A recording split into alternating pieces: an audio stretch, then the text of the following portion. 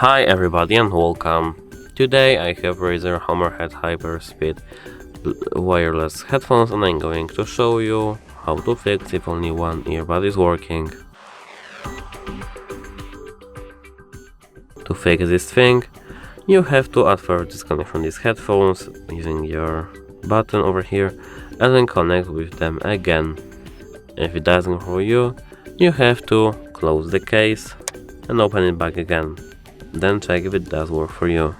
If it doesn't, remove both of your headphones from your case and check if there is any dust over here. If there isn't, you have to just do a soft reset. To do a soft reset, close the case, open it back and then pair again. If it doesn't work for you, you have to do a hard reset. That's it, hope it helps you. Goodbye!